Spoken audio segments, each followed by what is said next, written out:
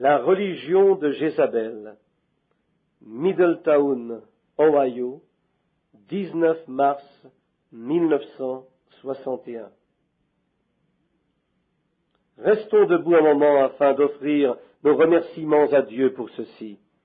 Courbons nos têtes. Notre saint et gracieux Père, nous sommes tellement heureux que tu sois un Dieu, une aide précieuse au temps de la détresse. Nous te remercions pour ce que tu as fait pour nous. Nous ne pouvons exprimer du fond de notre cœur combien nous apprécions ceci et comment tu es venu à notre secours lorsque nous étions en difficulté. Nous avons appris au cours des années à te faire confiance et à te croire, et nous prions cet après-midi, Seigneur, que tu répandes tes bénédictions sur ton peuple. Puisse-t-il n'y avoir aucune personne faible parmi nous lorsque ce service sera terminé. S'il y a quelqu'un ici qui n'est pas droit devant Dieu, que la puissance qui ressuscita Jésus de la tombe vivifie leur corps mortel, Seigneur, leur âme et les ramène. Accorde-le, Seigneur. Ceux qui n'ont pas le Saint-Esprit, que celui-ci soit le grand jour qu'ils n'oublieront jamais, car puisse-t-il être le jour où Dieu déverse sur eux son esprit. Accorde-le, Seigneur, et pardonne nos péchés. Nous prions que tu bénisses frère Sullivan, notre gracieux et précieux ami, ainsi que ses pensées pour ces gens, afin d'amener pour les solutions, pour les aider. Je prie que tu bénisses frère Sullivan, bénis les ministres à travers le pays, pourvois abondamment pour eux, Seigneur. Puisse-t-il rester de mise à la chair et proclamer la parole de Dieu, car nous vivons dans les dernières heures de l'histoire de ce monde. Que ta bonté nous couvre en ces moments, car nous le demandons au nom de Jésus. Amen. Vous pouvez vous asseoir. Je vous suis reconnaissant ainsi qu'à Dieu pour ceci. Frère Sullivan l'a pris sous sa responsabilité. Vous voyez, cela ne serait pas bien pour frère Sullivan de le faire, mais nous étions préparés pour cela. Nous vous remercions pour votre gentillesse. Et maintenant, pour l'offrande d'amour, vous n'aviez pas à faire cela. Non, ce n'était pas nécessaire, voyez, juste, ils ont payé les dépenses, l'hôtel et la nourriture, les frais encourus, juste ce qui était nécessaire. Merci, cela est très gentil, cela servira pour aider le champ missionnaire et amener les gens à Dieu.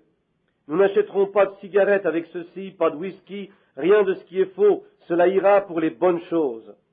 Et je prie que Dieu mette cela sur votre compte et le multiplie par 10 000 chaque dollar ou pièce de monnaie que vous avez donné durant ce service. Et maintenant, je veux remercier l'armée des États-Unis qui nous a permis d'utiliser ce bâtiment pour avoir ces services. Je les remercie sincèrement de tout mon cœur. Et comme j'ai cru le comprendre, frère Sullivan a dit, tout sera payé. Nous n'avons encore jamais quitté une ville, lui devant la moindre pièce de monnaie. Mais nous sommes occupés de tout. Nous ne croyons en rien d'autre que cela. Vous ne devriez rien devoir à personne. Vous devez être honnête et droit. Et si vous devez quelque chose à quelqu'un, allez les voir et dites-leur ce que vous leur devez, et que s'ils vous laissent un peu de temps, vous le payerez. Voyez, toujours, c'est la meilleure, c'est un signe de christianisme. Être honnête, droit. Vous voulez vivre de la façon dont vous parlez. Si vous ne le vivez pas vous-même, comment pouvez-vous vous attendre à ce que quelqu'un d'autre le vive, vous voyez? Vous êtes une épître lue de tous les hommes, alors soyez toujours honnête, juste, vrai, dites la vérité, peu importe comment cela blesse quelquefois, dites la vérité de toute manière, car vous pourrez toujours le dire de la même manière. Et si vous dites un mensonge, vous pourrez vous en aller à 1 000 000 milles de toute façon, vous reviendrez à ce mensonge à nouveau. Vous commettez une chose affreuse, soyez honnête, et vous pourrez toujours le dire de la même manière, car c'est la vérité. C'est la même chose avec la Bible. Dites-le de la même façon que la Bible le dit. Ne faites aucun compromis avec cela. Dites-le de la même manière. Juste, cela est écrit ici, et vous pouvez pointer votre doigt à cela. C'est la façon de vaincre Satan. Satan dit à Jésus, si tu es le Fils de Dieu, laisse-nous te voir accomplir un miracle. Ils ont dit que tu étais un faiseur de miracles. Change ces pierres en pain. et fais-nous voir, tu as faim. Il dit, mais il est écrit, l'homme ne vivra pas de pain seulement. Voyez, il prit la parole du Père et il défie Satan sur son propre terrain. Alors vous pouvez faire la même chose, vaincre Satan sur son propre terrain avec la parole de Dieu. Alors je serai toujours reconnaissant à frère Sullivan. Cela est, pardonnez-moi l'expression, je crois qu'après qu'il ait fait frère Sullivan, il a jeté le moule. Il n'y en a pas d'autre comme lui. Je n'ai rencontré qu'un seul homme dans ma vie qui m'a fait penser à frère Sullivan, et c'était frère Howard Cadell. Je ne sais pas s'il ne l'a jamais connu, il venait de frère Cadell était un bon vieux garçon de campagne comme frère Sullivan. Et il mettait ses mains dans ses poches et les poussait vers le bas jusqu'à ce que ses bretelles soient étirées. Et il parlait la tête de côté. Il n'y avait qu'un seul, Howard Cadell. Et alors je suis tellement content d'avoir frère Sullivan comme ami et frère dans l'Évangile. Et je prie que Dieu le bénisse, ainsi que sa petite église ici, sa précieuse épouse et ses bien-aimés. Et vous, les autres ministres de l'Évangile ici présents, ainsi que votre congrégation, prédicateurs du plein Évangile, nous pouvons être en désaccord les uns avec les autres sur des petits points techniques de l'Écriture. Je suis en désaccord avec ma femme sur certaines choses. Et savez-vous de quoi il s'agit? Elle aime la tarte aux pommes et j'aime la tarte aux cerises. Alors nous sommes en désaccord. Et je vais vous dire ce que je fais avec ma tarte. J'aime prendre un bon morceau de tarte aux cerises chaud. Je pourrais en manger maintenant. Je mets du beurre dessus et alors je verse de la mélasse sur le tout. Et vous avez là, frère, quelque chose qui vaut la peine d'être mangé. Ma femme a peur de cela. Je crois qu'elle a peur des calories. Elle pourrait aimer cela, mais vous savez comment sont les femmes. Elles ont peur. Elles deviennent si minces que vous pourriez les piquer avec une épingle et toucher l'os. Et encore elles veulent maigrir. C'est leur nature, je présume. Alors mais j'aime cela. Maintenant, nous sommes en désaccord sur cela. Sur les autres choses, ça va bien. Mais vous voyez, nous ne sommes pas en un accord parfait. Alors, nous verrions la même chose, frère. Mais l'important, c'est que nous mangions de la tarte. C'est la chose principale. Pour ce qui a trait au baptême du Saint-Esprit, de la venue de Christ, le grand évangile et les doctrines fondamentales de la Bible, nous nous tenons main dans la main avec cela. Comme un grand frère, sans barrière dénominationnelle, sans rien pour nous gêner, nous marchons vers le calvaire comme une grande armée tous ensemble. Si je peux vous aider, je serai heureux de le faire. Je suis sûr que vous feriez la même chose pour moi, et vous pouvez m'aider. Il y a une chose que vous pouvez faire, que je sache, c'est de prier pour moi, pour que Dieu ne me laisse jamais m'écarter du droit chemin. Ce n'est pas dans mon cœur. Je veux aller dans le droit chemin, je veux faire ce qui est bien. Parce que je réalise, comme le frère Jack Moore m'a dit une fois, il m'a dit, frère Branham, même en échange de toute ton expérience, je ne voudrais pas me tenir à ta place au jour du jugement, car Dieu exigera beaucoup de toi. Tu auras à répondre de tout cela devant Dieu. Il dit, car il a fait reposer sur tes mains des millions de personnes. Maintenant, si je sais que je devrais me tenir là et répondre pour ces personnes, alors quel évangile dois-je prêcher? Quelle sincérité dois-je avoir lorsque je tiens le rachat de son sang dans mes mains, et comme il m'a donné un don pour, sans l'ombre d'un doute, toute personne saine d'esprit sait que cela doit venir de Dieu. Et avec cela, si je conduis quelqu'un sur le mauvais chemin, juste parce qu'un certain groupe dit ceci, Dieu me ferait payer pour cela au jour du jugement. Mais lorsque j'ai vu cette vision ici, il n'y a pas longtemps, et que j'ai entendu ces personnes crier, « Avez-vous reçu votre petit livre hier soir ?» La voix des hommes d'affaires, c'est bien. Et dans la vision, bientôt, nous l'aurons imprimé avec tous les détails, il n'y a pas que cela, mais dans cela, et voyant cela, je me tenais là comme je me tiens ici présentement. Je me regardais couché sur le lit, regardant à ma femme, et pourtant me tenant debout et me regardant. Et là, ces gens se tenaient autour comme cela lorsque j'ai dit, « Paul sera-t-il jugé pour l'évangile qu'il a prêché ?» Ils ont dit oui. J'ai dit, j'ai prêché chaque mot de la même manière qu'il a prêché. et des millions de gens ont crié, nous nous reposons là-dessus. C'est de cette manière que je désire que cela soit lorsque je traverserai là-bas. Je veux que ça se passe de cette manière, juste comme cela, juste ce que Paul a dit.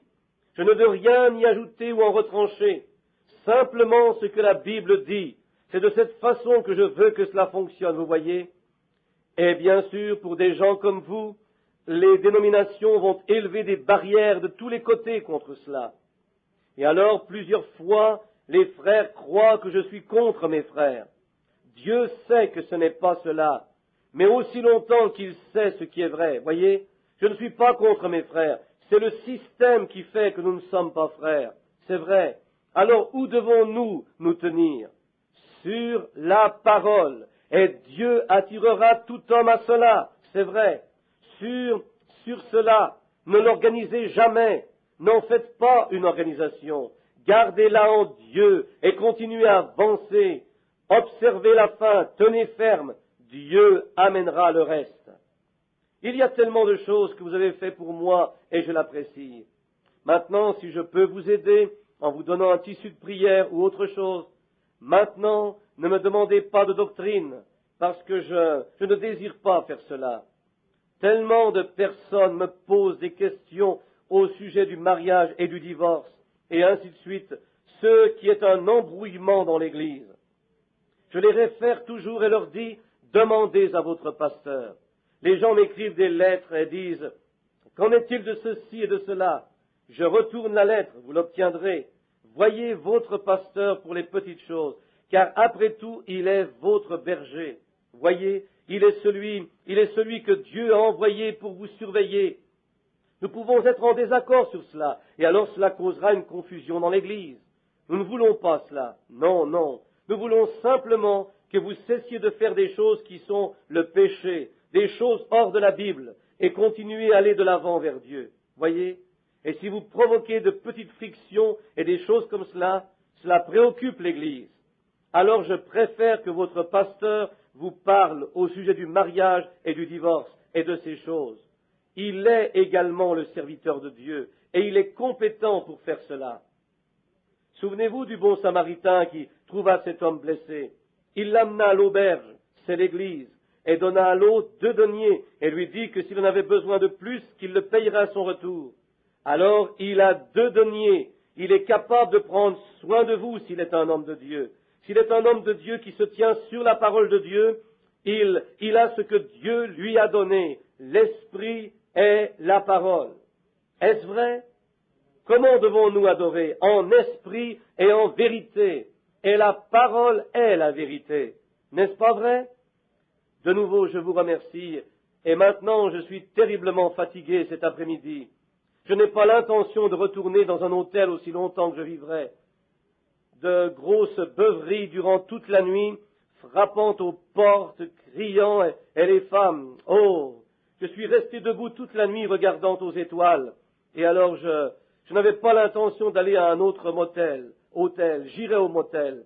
Je vais me procurer une roulotte afin d'y dormir à l'extérieur quelque part sur un terrain. Je vais m'en procurer une tente et un sac de couchage ou quelque part où je pourrais me retrouver. C'est vrai.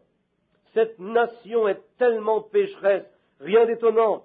Elle est minée, pourrie, jusqu'au noyau. Juste ici, à un autre endroit dans votre État, non seulement dans cet État, mais partout. Juste ici, dans cet État, il y a quelques années, j'étais dans une réunion religieuse, une grande ville. Et ce soir-là, un groupe religieux, une église orthodoxe avec des adolescents, tenait une convention. Je suis allé en Afrique, parmi les vaudous et toutes ces choses, et je n'ai rien entendu de semblable à ceci. Le matin suivant, je ne peux pas vous le dire précisément, car nous avons un auditoire mixte, gisant sur le sol des choses immorales qui s'étaient produites, des bouteilles de whisky étalées partout, et ces jeunes gens, des garçons et des filles, dans la même chambre toute la nuit, ensemble. Et le matin suivant, le Saint-Père se tenant là, et il venait s'inclinant devant lui comme cela, au nom de Jésus-Christ. Suis-je devenu fou? Que se passe-t-il avec moi? Je ne peux supporter ces choses. Ça me déchire en morceaux lorsque je vois cela. Est-ce ça qui représente mon Seigneur Jésus? Un ivrogne? une fête immorale avec des choses immorales qui, pratiquées par des jeunes hommes et des jeunes femmes, gisant sur le plancher dans des corbeilles à papier, des bouteilles. Oh là là, miséricorde! Pouvez-vous appeler cela du christianisme? Rien d'étonnant à ce que le monde soit dans une telle condition de péché. Eh bien, que dit le pécheur lorsqu'il regarde à cela, des milliers d'entre eux? Ces jeunes filles tellement ivres qu'elles ne pouvaient à peine se tenir debout, et toute la nuit dans cette chambre avec ces garçons, et leur langage le plus sale que vous ayez jamais entendu de votre vie. J'ai mis un oreiller sur ma tête comme ceci pour essayer de dormir, mais là, sur le plancher ivre et courant d'un étage à l'autre comme cela, se disant religieux. Maintenant, je peux m'attendre à ce que ces personnes pécheresses qui se disent sportives soient dans les allées de bowling. Si un de mes enfants était dans une allée de bowling, je l'enverrais hors du pays. Appelez cela du sport. Ce n'est pas du sport. Qu'est-ce ceci? Si vous voulez être droit, mettez-vous en ordre avec Dieu. C'est vrai. Je veux lire pour vous une parole de la Bible. Vous trouverez ces quelques mots que je désire lire pour un texte dans le 17e chapitre de 1 Roi, le premier verset. L'Éternel est vivant, le Dieu d'Israël dont je suis le serviteur. Il n'y aura ces années-ci ni rosée ni pluie, sinon à ma parole. 1 Roi, premier chapitre, 17e verset. Je peux vous envoyer un tissu de prière, quoi que ce soit, écrivez-moi. Vous n'avez qu'à m'écrire. Mon secrétaire ici présent, frère Maguire, combien parmi vous ont déjà reçu un tissu de prière de notre part? Laissez-moi voir vos mains. Levez-vous, frère Jim. Je veux voir à vous et votre épouse également. Là est mon secrétaire et son épouse, ceux qui travaillent avec moi. Ce sont l'homme et la femme qui vous envoient des réunions, vos tissus de prière, 2 chrétiens consacrés, et la voix, la douce voix que vous entendez au téléphone lorsque vous m'appelez, c'est la petite dame assise là-bas, son épouse. Son père et sa mère sont avec nous aujourd'hui, et je vois des bien-aimés partout. Alors, et vous connaissez mon secrétaire pour les chants de mission, Monsieur Mercier, frère Léo Mercier. Il est ici quelque part, et frère Jean Gaude. Ainsi, si nous pouvons vous faire parvenir un tissu de prière, en tout temps, quoi que ce soit que nous pouvons faire, prier pour vous au téléphone, quoi que ce soit, nous le ferons. Cet homme, à l'aspect étrange, avec un bâton dans sa main, son pas assuré, ses yeux reflétant la gloire de Dieu, sa barbe tombant sur son côté, une vieille peau de mouton l'enveloppement. Son pas était ferme lorsqu'il marchait sur le chemin de Samarie. Il n'avait rien pour attirer les regards, mais il avait le « ainsi dit le Seigneur » pour la grande nation d'Israël. Oui, Élie le Tishbite, un prophète du Seigneur. Il n'avait rien pour attirer les regards, mais il avait la parole du Seigneur. Il n'avait pas peur de se tenir devant le roi. Il avait été en la présence du plus grand que le roi. Il avait été en la présence de Jéhovah. C'est pourquoi il savait où il se tenait. Et lorsqu'il marcha devant le roi, il ne bégaya pas, ne bafouilla pas, il savait de quoi il parlait. Il pouvait dire au roi, « Ainsi dit le Seigneur, le Dieu d'Israël, il n'y aura pas de pluie ou de rosée jusqu'à ce que je le demande. » Pourquoi a-t-il dit cela? Jusqu'à ce que je le demande, sinon à ma parole. Parce qu'il avait la parole du Seigneur. Il était un prophète, et le prophète a la parole du Seigneur. C'est une chose frappante que de voir le parallèle entre l'Israël de l'Ancien Testament et l'Amérique d'aujourd'hui. L'une et l'autre étaient de grandes nations. Leurs peuples sont venus là et elles furent fondées à cause des persécutions religieuses. Israël fut persécuté par Pharaon et fut en esclavage pendant 400 ans où ils furent privés d'adorer le Dieu véritable et vivant, où ils furent déshérités de ce privilège. Ils devinrent esclaves. Mais Dieu leur avait fait une promesse dans sa Bible, ou dans sa parole, par ses prophètes, qu'il leur donnerait un pays. Ils vinrent dans ce pays et y chassèrent les occupants et prirent possession de leur héritage, car Dieu avait un but en faisant cela. Ainsi en est-il de notre grande nation. Nous sommes venus ici, Et sur le rocher de Plymouth, cette nation fut fondée sur la liberté de religion, car nos aïeux avaient fui la persécution romaine de ce système moderne de Jézabel. Ils sont venus et ont subi plusieurs grandes persécutions et des martyrs sous ce faux système de Jézabel. En accord avec la Bible, dans l'Apocalypse, le 13e chapitre, Dieu leur avait promis une place, car la femme fut transportée dans le désert où elle fut nourrie pour un temps à la moitié d'un temps. Dieu a fait la promesse à l'Amérique ou à l'Église, à la femme, de venir dans ce pays. Avez-vous remarqué dans l'Apocalypse 13, toutes les autres bêtes sont sorties de la mer, des eaux. Apocalypse 17 dit, les eaux que tu as vues sont des foules et des multitudes de gens. Toutes les autres bêtes sont sorties des eaux, des foules et des multitudes de nations. Mais lorsque les États-Unis sont venus, elle est sortie de la terre où il n'y avait personne. Et souvenez-vous, lorsqu'elle est venue, elle ressemblait à un petit agneau. Maintenant, un agneau à 2 cornes. Ce sont les puissances civiles et ecclésiastiques.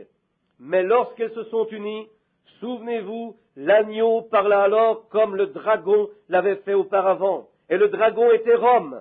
Lorsque le dragon se tint devant la femme pour dévorer son enfant, aussitôt qu'il naîtrait, le dragon rouge, qui se tint devant la femme Israël pour dévorer son enfant aussitôt qu'il naîtrait, et il envoya une persécution et tua tous les enfants de moins de 2 ans.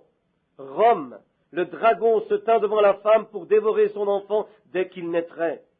Et alors nous découvrons que ce pays se leva comme un pays libre et avait un agneau qui représentait l'agneau de Dieu. Mais après tout, ce même système dont nous avons parlé comme le dragon exerce tout le pouvoir que le dragon possédait avant lui. Ils sont similaires, l'un comme l'autre, parfaitement. Et souvenez-vous que lorsque Israël vint et prit son pays, la Palestine, il chassa tous les occupants et en prit possession. Nous sommes venus et l'avons pris des mains des Indiens, les avons chassés et pris possession du pays. Dieu avait un but à cela. Dieu voulait démontrer au monde ce qu'il pouvait faire avec un petit groupe de personnes qui désiraient la liberté de religion pour servir Dieu. Qu'ont-ils fait pour Israël? Il fit d'Israël la plus puissante nation du monde. Elle demeura ainsi jusqu'à ce qu'elle s'éloigne de la volonté de Dieu. Qu'a-t-il fait de l'Amérique? Il fit d'elle la plus puissante nation du monde jusqu'à ce qu'elle s'éloigne de la volonté de Dieu. Exactement en parallèle l'une avec l'autre. Lorsqu'Israël vint dans le pays, ils étaient un grand peuple, parce qu'ils avaient un grand conducteur, ils avaient un homme craignant Dieu qui les conduisait, comme David, le roi Salomon. Le monde entier les craignait, et ils appréciaient ce privilège de n'avoir aucune guerre, aucun trouble, et vivant sous la puissance de Dieu, jusqu'à ce que les gens venant du monde connu viennent les voir. Dieu leur donna un don de discernement qui se trouvait sur Salomon, et la reine du Midi, venant de la reine de Séba, fit tout le chemin au travers du Sahara, ce qui lui prit 3 mois simplement pour entendre la sagesse de Salomon. Et lorsqu'elle vit que Salomon pouvait discerner les esprits et lui révéler les secrets de son cœur, elle dit, « Tout ce que j'ai entendu à ton sujet était vrai et bien plus. » Elle était convaincue que cela était de Dieu. Et l'Amérique, sur les fondements de nos aïeux qui vinrent ici pour une liberté de religion. Nous avions des hommes de Dieu en ces jours-là comme dirigeants. George Washington, Abraham Lincoln, des hommes de caractère renommés, des hommes de Dieu. L'Amérique était l'Amérique en ces jours-là. George Washington, ici à la vallée Forge, avant de traverser le Delaware, priant toute la nuit jusqu'à ce qu'il fût complètement détrempé jusqu'à la ceinture, agenouillé dans la neige. Et le matin suivant, lorsque les Américains commencèrent à traverser, il n'y avait qu'environ 20% d'entre eux qui portaient des souliers, l'armée américaine. Mais ils avaient un principe, ils se battaient pour un but, ils ne se souciaient pas de ce qui venait ou partait. Les fermiers vinrent, ils arrêtèrent leurs charrues, prirent les bœufs, saisirent leurs fusils, partirent combattre pour ce qu'ils savaient être la liberté. Le lendemain, je crois que c'était cela, 4 ou 5 balles des balles de mousquet passèrent au travers de son manteau et de son chapeau et ne le touchèrent pas. Homme de Dieu qui fonda cette nation, un grand homme, que notre pays puisse longtemps briller de la sainte lumière de la liberté. Protège-nous par ta grandeur, Dieu très grand, notre roi. Il n'y a pas longtemps, j'ai parlé à un vieil homme là-bas, à Corydon, Indiana. Il me parla du temps où le Capitole se trouvait à Corydon et comment il raconta comment il s'y rendit dans un char à bœufs pour entendre le gouverneur parler. Le gouverneur et lui étaient les seuls qui portaient un habit.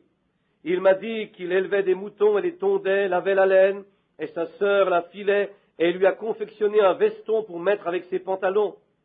Et le vieil homme, assis là, entre 85 et 90 ans, tira sa barbe comme ceci et dit « Billy, c'était lorsque l'Amérique était l'Amérique. » J'ai regardé le vieil homme et j'ai pensé « Et vous, beaucoup parmi ces jeunes gens ne le croiraient pas, mais vous dites la vérité. » Qu'est-il arrivé à Israël après ce passé religieux? Ils sont devenus insouciants, ils sont arrivés à un point où, ils ne se souciaient plus de ce qui pouvait arriver.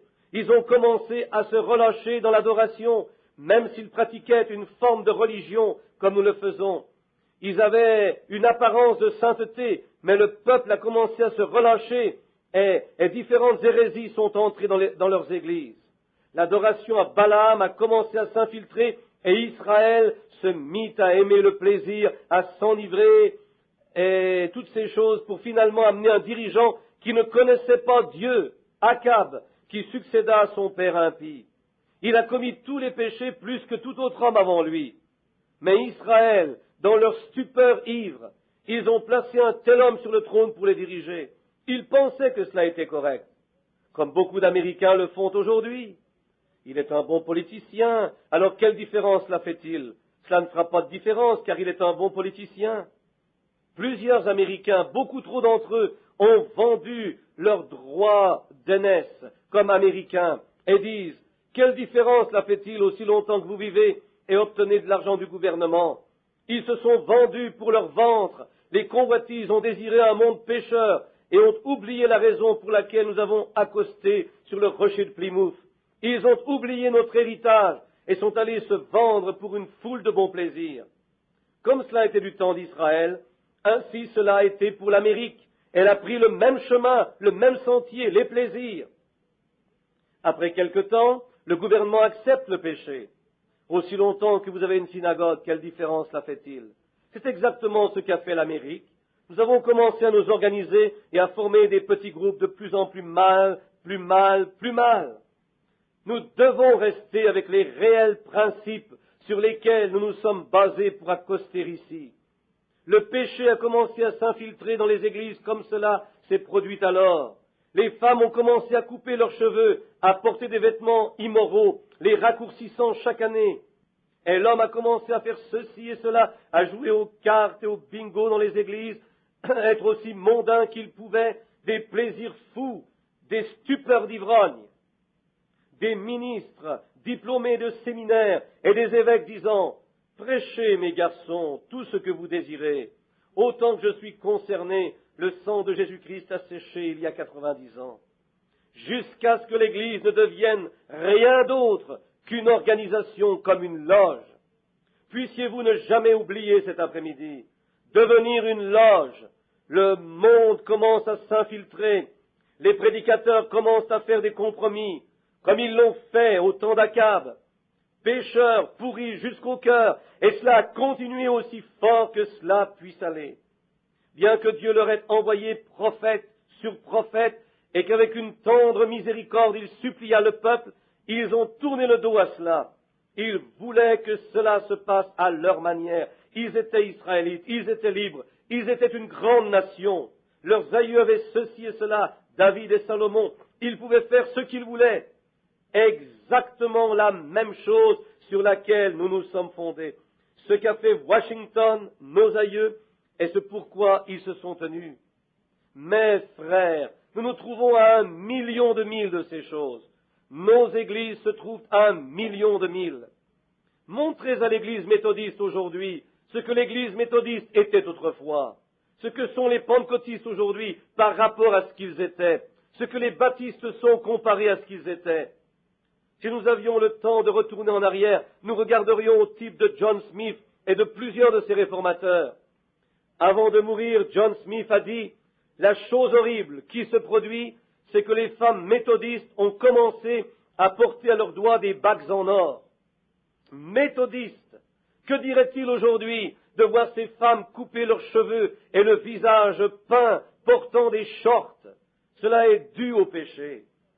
Qu'a fait Dieu à l'Amérique? Il a envoyé réveil sur réveil sur réveil. Les ministres ont prêché la parole, ont essayé de ramener les gens à Dieu. Et qu'ont-ils fait? La même chose qu'Israël. Ils l'ont repoussé, ils ont ri d'eux, les ont appelés de saints comédiens, les ont jetés en prison. Si l'une de mes sœurs ou l'un de mes frères de cette église se serait tenu dans cet hôtel hier soir et aurait levé les mains, crié, loué Dieu hier dans cette chambre, il serait en prison pour cela aujourd'hui. Mais un groupe d'ivrognes, d'idiots, non saints comédiens peuvent se tenir là et crier toute la nuit, ivres, jurant, déshabillant ces femmes et ainsi de suite, tomber sur le plancher, crier toute la nuit, et ils ne peuvent pas dire un mot. Pas étonnant que nous soyons jugés par la main de Dieu. Remarquez, fois après fois, Dieu a envoyé des prédicateurs et accompli des signes et des miracles, prouvant sa parole.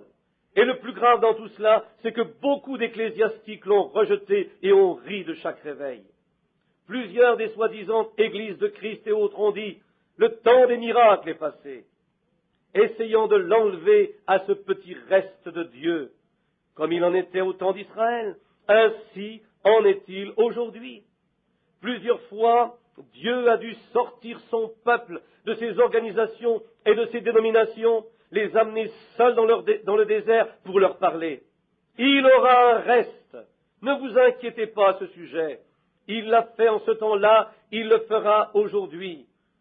Jour après jour, ils sont allés dans le péché. Ils ont pataugé à travers ces choses. Pourquoi? Leurs dirigeants, il n'y a rien pour les arrêter. Eh bien, honnêtement, je connais plusieurs nations où ils arrêteraient les gens sur la rue s'ils étaient habillés comme nous le sommes ici en Amérique. Ils les jetteraient en prison. Lorsque je suis allé à Sant'Angelo à Rome, maintenant pensez comment cela peut être bas. Ils ont une enseigne là-bas près des catacombes de Sant'Angelo disant « Aux femmes américaines, s'il vous plaît, veuillez vous habiller et honorer les morts. » S'il y a une chose qui vous rend malade, c'est de voir un groupe de soi-disant Américains entrer quelque part. J'étais assis un jour à Lucerne, où frère Hagenbright et moi étions en train de déguster un steak. Le lendemain, nous y sommes retournés, car nous avons apprécié la nourriture. Je pouvais avoir de l'eau là-bas, car ils ne voulaient pas servir autre chose que du vin. Et je pouvais avoir de l'eau, je devais transporter une petite fiole d'eau sous mon bras tout le temps, parce qu'ils ne voulaient pas servir d'eau aux tables. Alors je suis entré là, et tout était bien, jusqu'à ce que Miss America entre avec un petit caniche au nez noueux, avec assez de bijoux de 5, 10, 15 sur elle, partout comme ceci, et une cigarette presque à bout de bras comme ceci. Elle s'est assise en se faisant passer pour ce qu'elle n'était pas, et fit asseoir le caniche sur la table, cette petite chose laide et sale. C'est un chien, c'est la pire chose dont Dieu parle. Même la dîme ne peut être payée sur eux dans la maison de Dieu. C'est comme une prostituée, la dîme d'une prostituée, dit la Bible.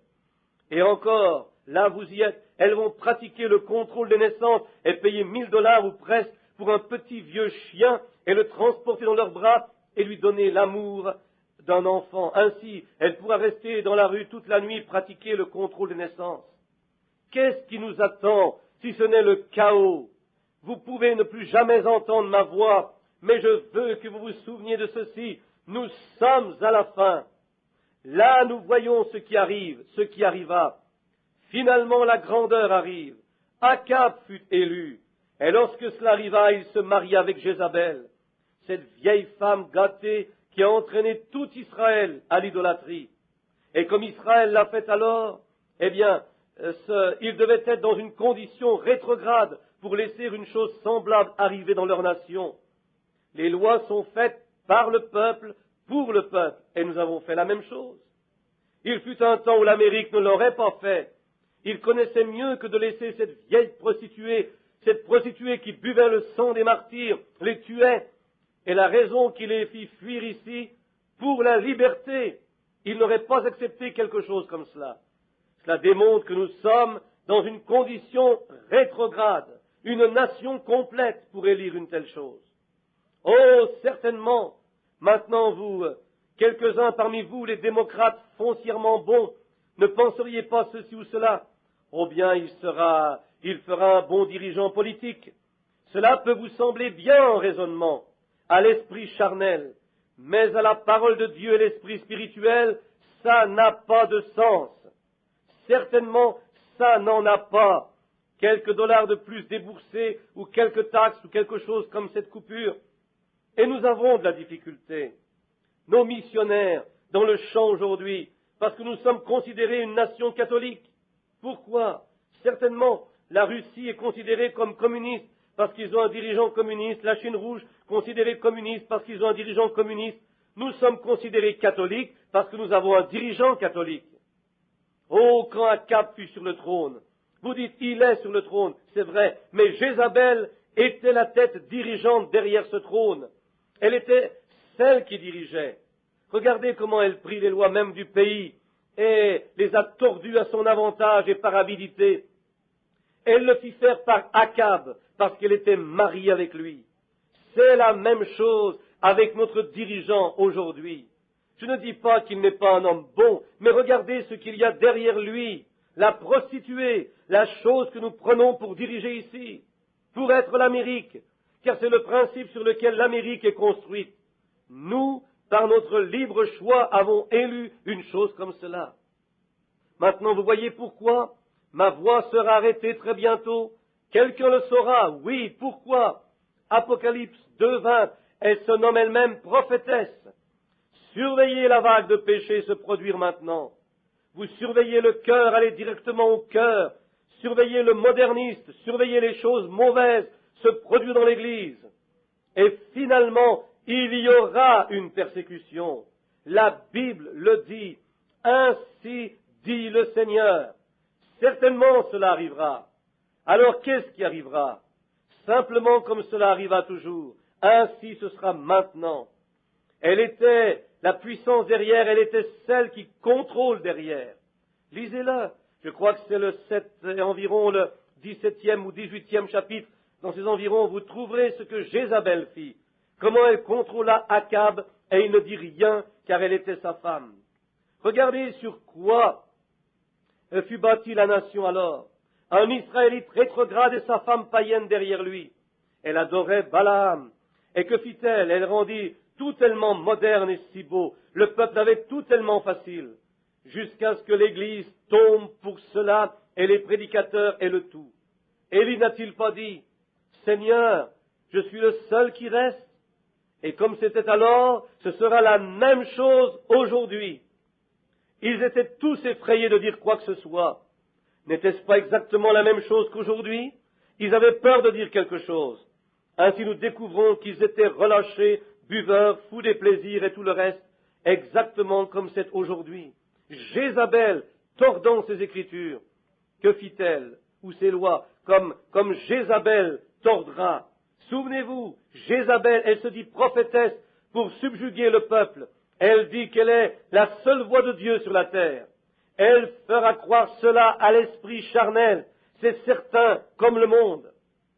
L'adoration de la femme viendra aux États-Unis, ce sera Marie.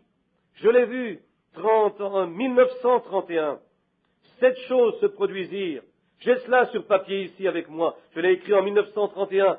Comme j'ai dit, ce président Franklin D. Roosevelt, il va amener le monde, va aider à le faire envoyer le monde dans une guerre. N'avons-nous pas eu cette guerre pendant la dépression, la crise? J'ai dit une autre chose. Et ma mère, une démocrate dévouée, ne m'a-t-elle pas regardé durement lorsque j'ai dit cela? Je dis, je me moque s'il y a un républicain, si c'est un socialiste ou quoi qu'il soit, ceci est ainsi dit le Seigneur. Et j'ai dit, en faisant cela, Ils permettront à la femme de voter, et lorsqu'ils feront cela, ce sera la plus grande disgrâce que cette nation aura jamais faite. Ce sont les femmes qui l'ont élu. Et vous, précieux gens de couleur dans le Sud, comment vous avez voté? Vous dites, vous n'avez pas le droit de dire cela à la chair. Oh oui, je l'ai, c'est la parole de Dieu. Et la ternissure d'Abraham Lincoln, celui qui vous a libéré, il repose là-bas dans un musée sur cette chemise, et vous avez vendu votre droit d'aînesse. Honte à vous! Et vous, le peuple, simplement parce que vous êtes un bon démocrate, avez voté pour une chose semblable et vendu votre droit d'aînesse, d'américanisme et de christianisme, qui a fait de nous ce que nous sommes, pour le donner à la prostituée qui nous conduit dans cette nation. Voyez-vous comment elle s'est infiltrée? Très facilement, jusqu'à ce qu'elle soit maintenant sur le trône. Sûrement, le trône de la Maison Blanche. Observez. Déjà, avez-vous vu l'autre jour, au sujet des écoles catholiques et des écoles protestantes? Ils supportent les écoles catholiques, mais pas les écoles protestantes. Oh frères, surveillez maintenant la vague de choses qui s'en vient. Remarquez, pendant qu'ils font cela, regardez ce qui arrive. Tous ces péchés qui s'amoncellent, c'est rendu à un point où toute la nation est chancelante. Il y a quelques années, lorsqu'ils eurent, les premiers pentecôtistes apparurent, cela sauva la nation il y a quelques années, quand Al Smith devait diriger. L'Amérique connaissait mieux alors, mais les pentecôtistes devinrent tellement mondains, ils entrèrent dans le jeu et vendirent leur droit de chrétiens à la politique, et ce fut la politique avant la Bible. Oh là là! Maintenant une minute, surveillez comment cela sortit. Maintenant nous découvrons ce qu'ils firent et les choses qu'ils firent, et nous en voyons les parallèles. Le péché sur toutes les mains. Jézabel vient, elle ensorcelle tout le monde. Et remarquez, finalement, elle commence à bâtir des temples à Baal. N'est-ce pas vrai? Et les prêtres de Baal s'attroupent de partout dans ce lieu et commencent à contaminer la terre avec l'adoration de Baal. Regardez comment ils ont fait. Regardez comment ils ont implanté leurs germes. Une simple chose qu'ils ont faite. Regardez où ils sont aujourd'hui. Regardez comment le catholicisme englobe, avale, embrigade, se marie, s'infiltre. Exactement ce que Daniel a dit qu'il ferait. Le fer et l'argile ne se mélangent pas, mais ils mélangent leurs semences, brisant. Les filles protestantes se marient avec des garçons catholiques et doivent élever leurs enfants dans le catholicisme. Tout comme cela, se mariant, se mélangeant, comme cela, jusqu'à ce qu'ils arrivent à un temps où les États-Unis au complet sont rongés par les vers. Qu'allons-nous faire comme missionnaires? Nous irons là-bas à l'extérieur pour libérer, en Afrique du Sud et dans toutes les parties du monde, Tommy Osborne et les autres, essayant de sortir les gens du paganisme, quand ils peuvent se retourner et nous pointer du doigt au sujet de nos propres dirigeants. Et la même chose, qu'arrive-t-il à ce monde? Cela devrait secouer chaque personne qui est ici. Comment répondrons-nous? Qu'est-ce que le missionnaire dira lorsqu'on lui dira « Tu viens ici pour nous libérer et ton peuple met dans tes bureaux sur le trône la même chose que nous ?» Comment allons-nous regardez en arrière dans les pages de notre histoire, retournez et voyez si c'est absolument presque inconstitutionnel de faire comme cela. Il ne l'aurait pas fait il y a quelques années. Mais vous voyez, nous avons vendu nos droits à une politique chrétienne, et c'est comme cela que le diable s'infiltre lui-même. Akab n'était rien d'autre qu'un fantoche pour Jézabel. C'est tout ce que cela sera, simplement une tête de proue. Il ne le fera pas lui-même, mais le système derrière lui va le pousser à le faire. Parfaitement vrai. Pincez votre conscience, vous chrétiens. Réveillez-vous. Il est plus tard que vous ne le pensez. La condition dans laquelle nous sommes, la condition dans laquelle ils étaient et comment ils se sont laissés aller.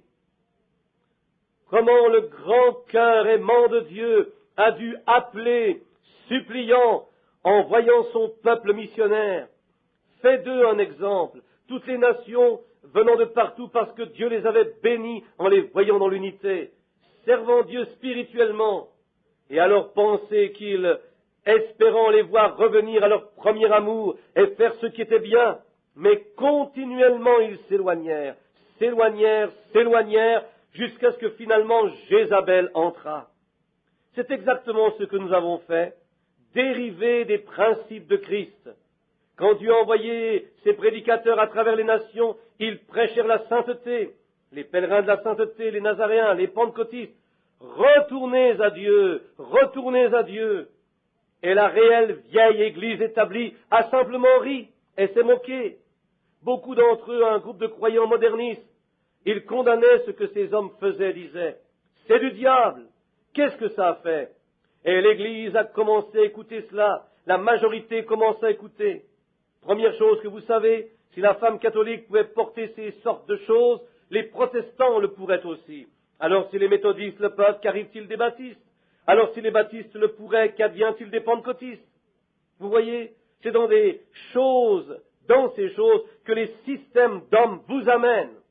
Alléluia, c'est vrai. C'est la raison pour laquelle je suis contre, parce que la parole de Dieu est contre. Le système fait par l'homme, Dieu est contre cela, sa parole est contre cela, son prophète sera contre cela, son vrai serviteur sera contre cela, tout ce qui est né de l'Esprit de Dieu sera contre cela. Regardez ce qui arriva à Israël, comment ils flottèrent avec la marée jusqu'à ce que Jézabel vienne. Regardez à l'Amérique, où est-elle? Elle flotta avec la marée mondaine jusqu'à ce que Jézabel prenne le trône. C'est vrai. Maintenant, actuellement, Jézabel n'était pas sur le trône d'Égypte, le trône d'Israël, mais elle était la tête principale en arrière du trône. Et la hiérarchie catholique n'est pas sur le trône des États-Unis, mais elle est le système en arrière parce qu'il est marié à elle. Et la Bible dit que dans ce pays, il se ferait une image comparable à celle de la bête. Oh, frères, sœurs, que se passe-t-il? Bien, je sais ce que c'est. La Bible dit ce qu'ils feront dans cet âge de l'Odyssée, et c'est là que nous sommes. Vous pouvez me haïr maintenant, mais un jour vous ne le ferez plus, quand vous saurez que c'est la vérité. Vous pouvez ne pas être d'accord, vous lever et taper du pied en sortant de l'édifice. Ceci ne fait que démontrer votre analphabétisme. Mais un jour, vous réaliserez, un jour vous y repenserez et saurez que c'est la vérité. Je le dis au nom du Seigneur. Je me place comme cible. Cela finalement me conduira à la tombe. Je serai un témoin jusqu'à ce que je meure, si Dieu m'y aide. C'est vrai. Nous sommes dans cette condition. Nous y sommes aujourd'hui. Tout fonctionne de cette manière. Et Israël, ce qu'Akab fut une figure de proue pour Jézabel, parce qu'il était marié avec elle. Amérique, notre dirigeant, vous savez, notre dirigeant était un homme riche. Combien savent cela? Un multimillionnaire. Quelqu'un a dit dans un magazine, la radio, la télévision ou autre, Jack Benny ou quelqu'un fit Ernie Ford, je crois que c'était, quelqu'un a dit que son père l'aida à prendre 2 États qu'il n'avait pas. Il est propriétaire presque du reste. Comment l'a-t-il obtenu? Comment cet argent est-il venu? Par le piège du whisky qui pouvait, la boisson. C'est la raison qui lui fit diminuer la taxe sur le whisky et autres boissons alcooliques. C'est ce qui en fit un homme riche. La chose même qui a damné notre nation, la chose même qui a corrompu l'esprit des gens, la chose même qui fit des ivrognes de nos jeunes garçons et des prostituées de nos jeunes filles, le même argent qui fit de lui un homme riche. La même chose qui a tenu le système de Jézabel, la même chose qui a persécuté notre peuple, la même chose qui les a drogués dans le romanisme, les a brûlés, les a divisés, leur a fait toutes sortes de choses. Le même sang des martyrs, la Bible le dit, est en elle. Les voilà mariés ensemble. Et nous, les Américains, bien accrochés à cela. Oh, bien, nous avons quelques dollars de plus, et nous nous amusons. Nous sommes mieux que les autres nations. Mes frères, attendez un peu. Prenons-le lettre par lettre maintenant, pour les quelques minutes qui suivent. Voyons ce qui arrive. Les prédicateurs vinrent avec eux, s'embarquèrent avec eux, marchèrent avec eux, dans tout le système avec Jézabel. Ils avaient une forme, oui. Et la Bible ne nous dit-elle pas que dans ces derniers jours, nous aurons une forme de sainteté ou de piété? Toutes les prophéties sont accomplies, frères. Nous sommes à la fin. Nationalement, nous sommes à la fin. Spirituellement, à la fin. Chaque système est à sa fin. La chose prochaine et suivante est la venue du Seigneur et l'enlèvement de l'Église. Dieu a envoyé tous les signes, les merveilles, il a fait tout ce qu'il pouvait faire, essayant d'attirer le peuple, et constamment ils viennent. Regardez à cette ville-ci, regardez au pays autour de nous, avec des milliers et des milliers de pentecôtistes. Et parce qu'on se tient sur la vérité, où sont-ils cet après-midi? Parce que quelqu'un leur a dit de ne pas coopérer avec l'Assemblée. Vous, pauvres délibérés, ô Dieu, sois miséricordieux envers vous. C'est la seule chose que je puisse dire. Lorsque vous, chrétiens, n'avez pas plus de colonne vertébrale que cela, vous avez un os de poulet au lieu d'une colonne vertébrale, c'est vrai. Ce dont nous avons besoin, c'est de prêcher un évangile mordant qui va mettre la chose en pièces. Vous avez fait comme les autres, alors ce n'est pas surprenant que vous vous demandiez pourquoi nous crions à ce sujet. Alors vous voyez, vous vous refroidissez. Je m'y attends, je dois le faire. Tout ceci arriva en Israël. Finalement, un jour, arrive du désert en frappant du pied, vient un vieil homme chevelu, Élie le Tishbite. Il ne venait d'aucune des organisations, il venait du désert. Il n'avait rien à faire avec eux, il était le prophète du Seigneur.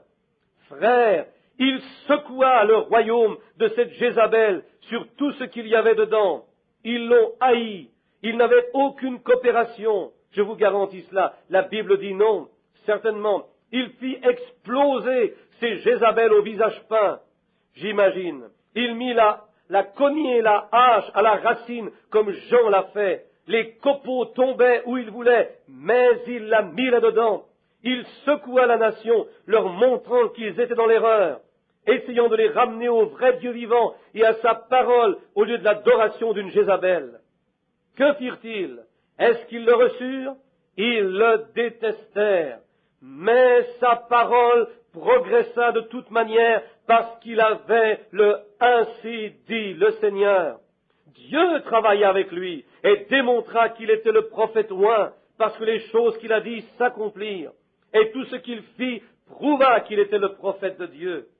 Mais encore, il ne voulait pas le croire parce qu'il détruisit leur maison de jeu. Il leur dit qu'ils étaient faux, qu'Akab était un manœuvré, c'est vrai. Et remarquez, ils ne le crurent pas, mais il le prêcha quand même.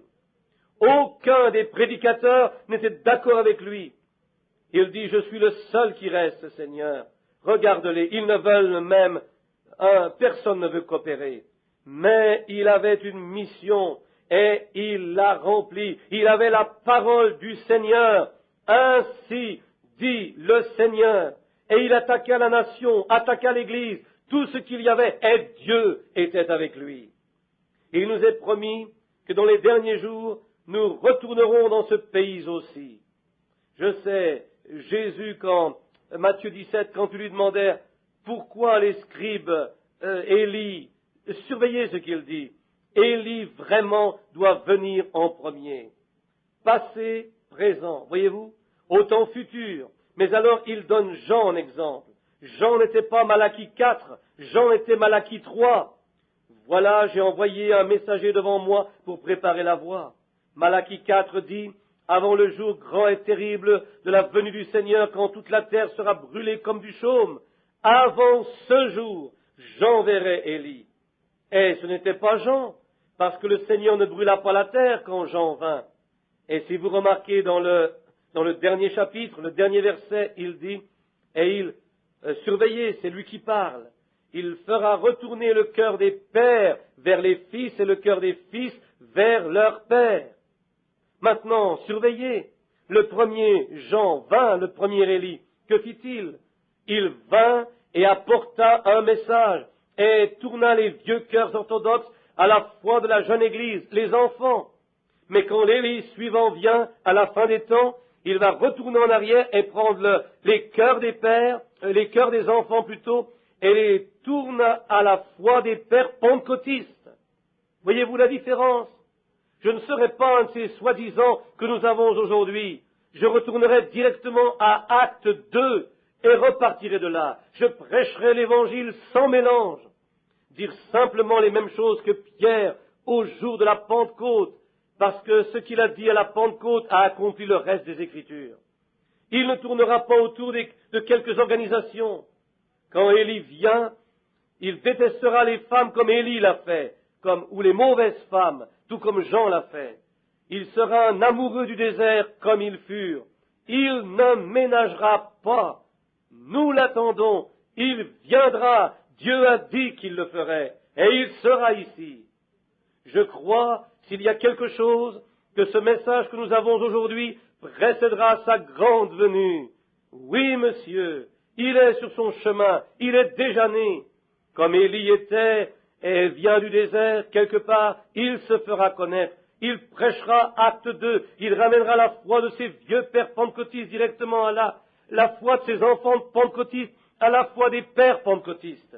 Il ira directement à acte 2, 38, au complet. Il va apporter le vrai évangile sans compromis.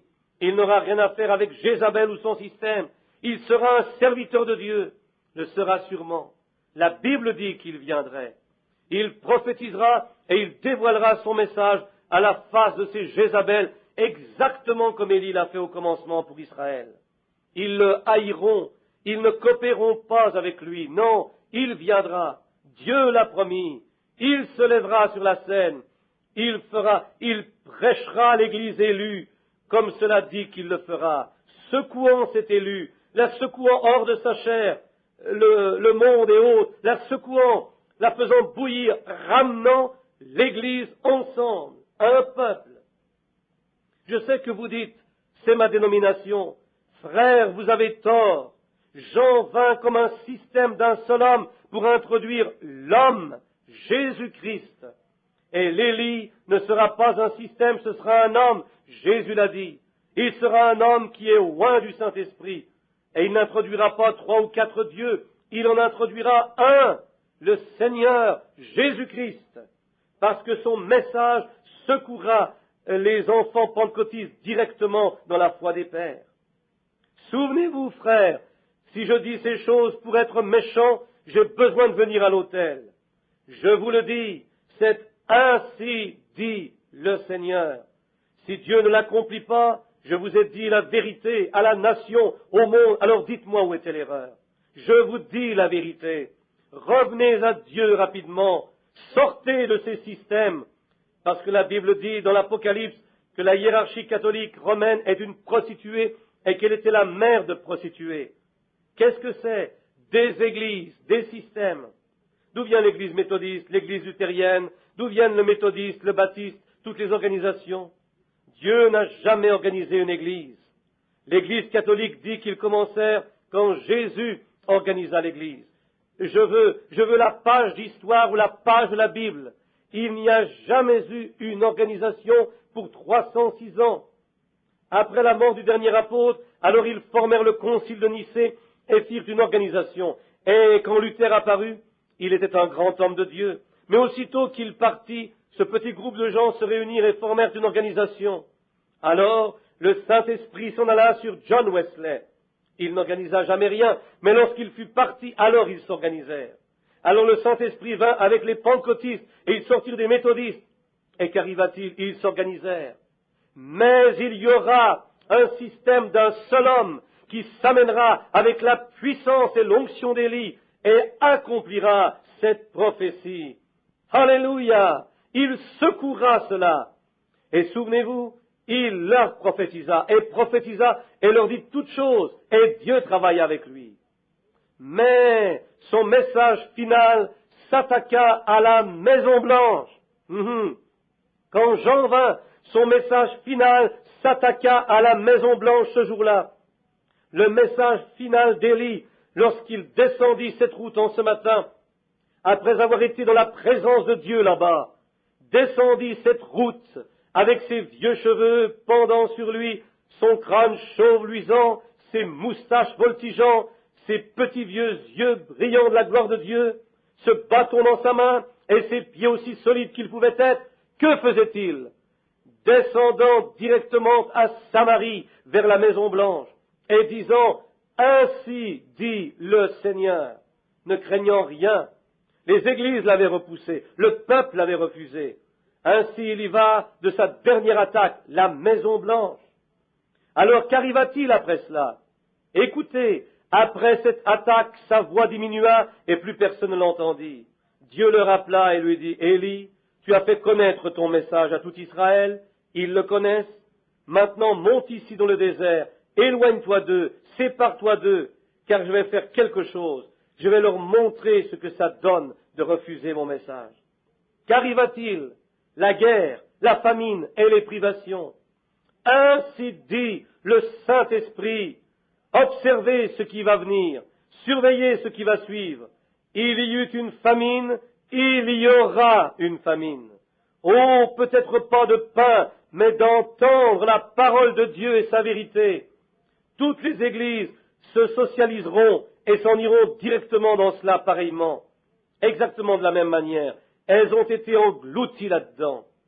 Que fit Élie?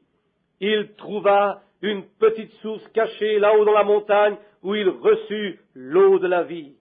La divine révélation de Dieu, pendant qu'il s'installait là-haut sous la puissance de Dieu, la révélation étant une petite source cachée pendant que les autres mouraient de faim.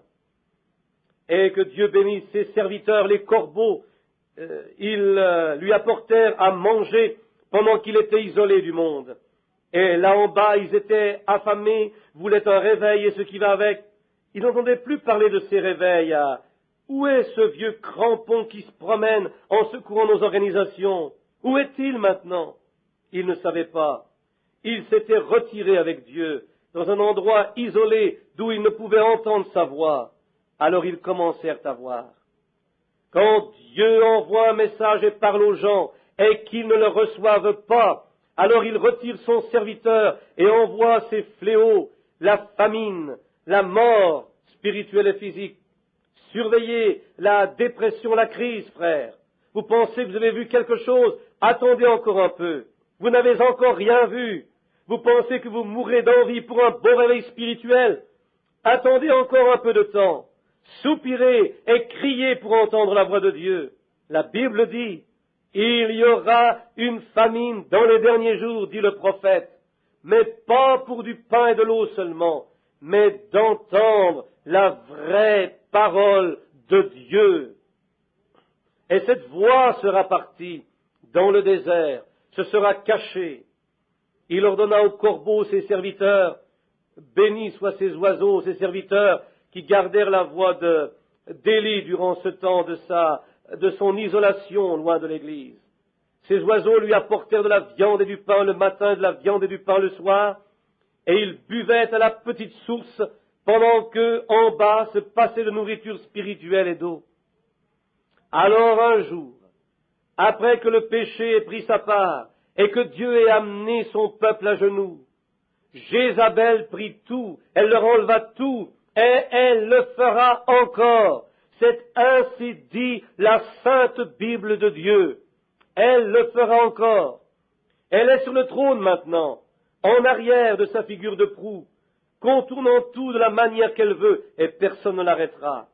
Certainement, personne ne l'arrêtera maintenant, parce que ce qu'ils ne pouvaient obtenir dans le cercle religieux, ils le coupèrent, le mirent dans les politiques, et là ils le firent.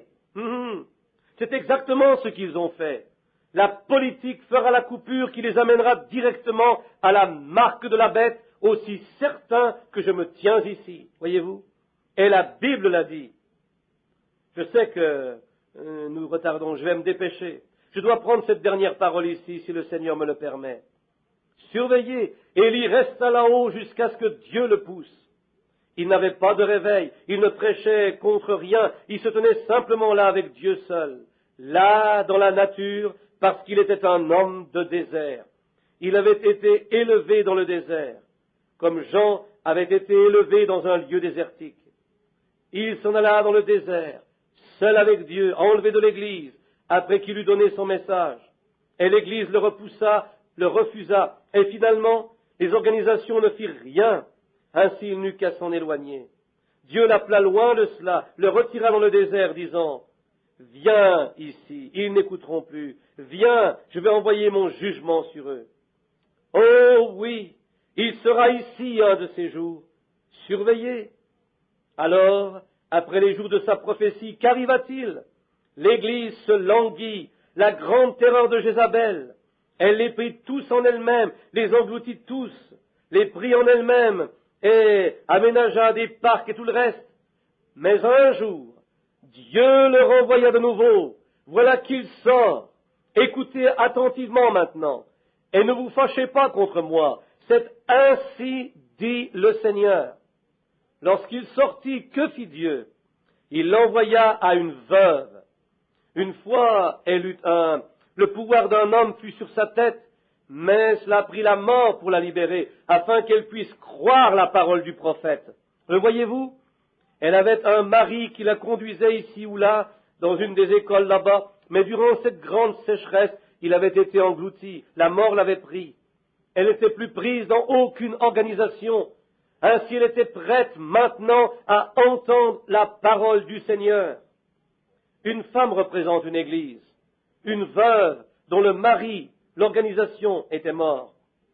Elle n'était pas certaine si elle vivait elle-même, et Dieu dit, va vers elle maintenant, elle va t'écouter. Je le lui ai ordonné. Oh, nous pensons quelquefois, vous, le petit groupe qui est si fidèle, et fait tout ce qu'il peut pour avoir une assemblée, pour essayer de montrer aux gens que votre cœur est droit et que vous voulez qu'ils se corrigent. Vous pensez que vous avez un temps difficile, mais souvenez-vous, Dieu a son œil sur vous. Vous l'aimez. Je sais que vous l'aimez. Vous ne seriez pas ici, vous n'assisteriez pas à une telle chose. Dieu a ses yeux sur vous. Oui. Et quand il le fit, son mari était mort, son organisation mourut. Ainsi maintenant, elle est prête à entendre la parole du prophète. Aussi, quand le prophète vient à la barrière et lui demande pour un peu d'eau, elle alla en chercher. Alors il dit, apporte-moi un morceau de gâteau. Elle se retourna et dit, comme l'Éternel est vivant, je n'en ai que très peu. Maintenant, il semble qu'il était envoyé pour prendre le peu qu'elle avait. Mais c'était vice-versa.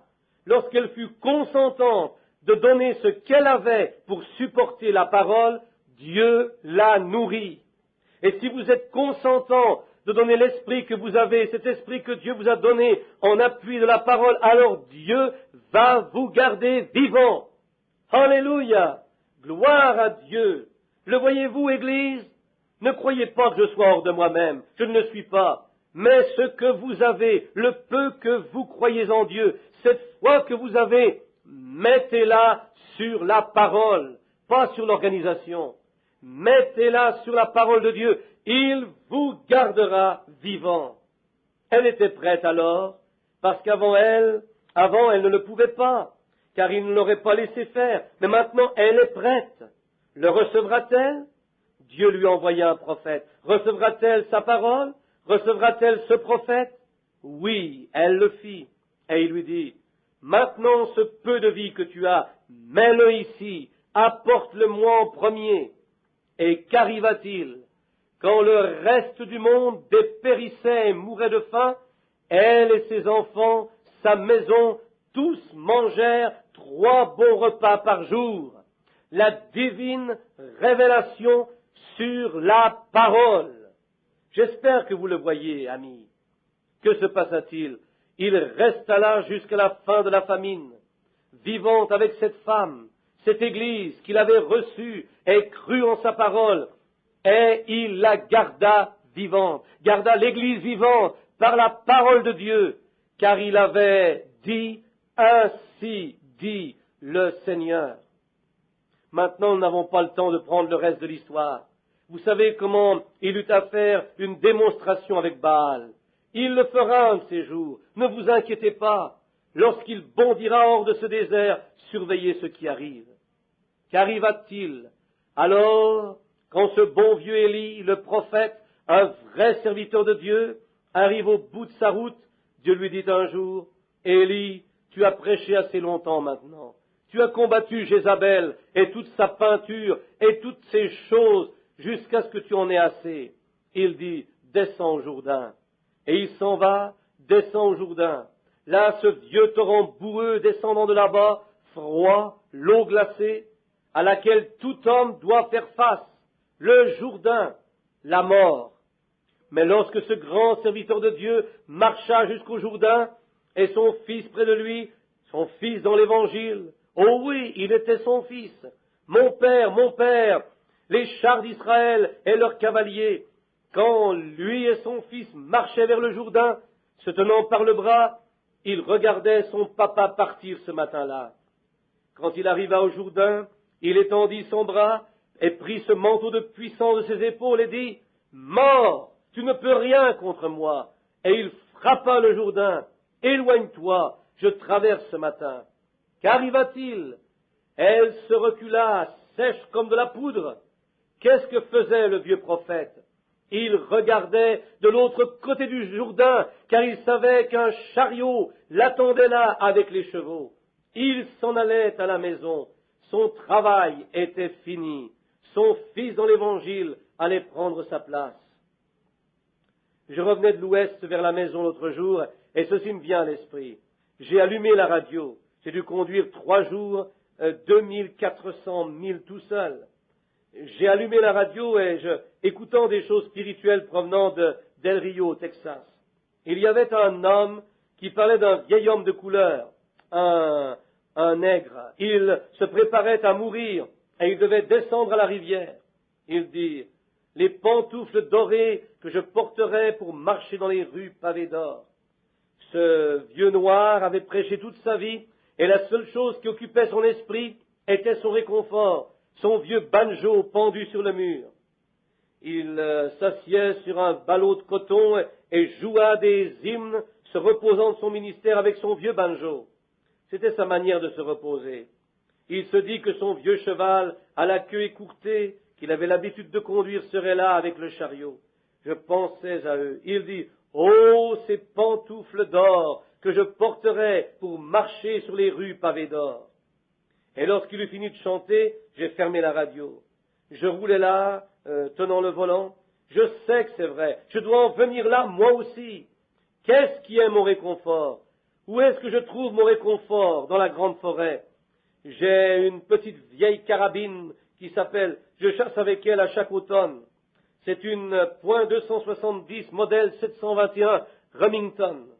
Un frère me l'a donnée en Californie, il y a plusieurs années. J'ai chassé avec pendant des années. Combien, quel réconfort ce fut, car je sais que c'est un fusil qui tire bien, c'est mon réconfort dans la forêt. Alors j'ai pensé à ma vision, quand je suis allé de l'autre côté, et que j'ai vu tout mon peuple, j'ai entendu quelque chose de familier, et voilà que Prince s'approche, mon petit cheval de selle, et met sa tête sur mon épaule, et j'ai pensé, oui, un bon matin, je viendrai au Jourdain moi aussi. Et ce vieux .270 que j'ai utilisé est pendu sur le mur. Je ne l'ai pas décroché depuis la fin de l'automne dernier. Ce petit cheval de selle que j'ai l'habitude de monter, Dieu l'aura attelé à mon chariot en ce matin-là quand je descendrai à la rivière. Il se tiendra de l'autre côté de la rivière, Dieu l'enverra. Je l'ai vu l'autre nuit, il sera attelé à mon chariot un de ces matins. Je serai parti, montant à travers les nuages. Prions. Oh, à cette puissance de Dieu dont je vais me réjouir lorsque je marcherai sur ces rues pavées d'or. Et là, ce vieux fusil qui est maintenant pendu sur le mur, je n'en aurai aucun usage alors.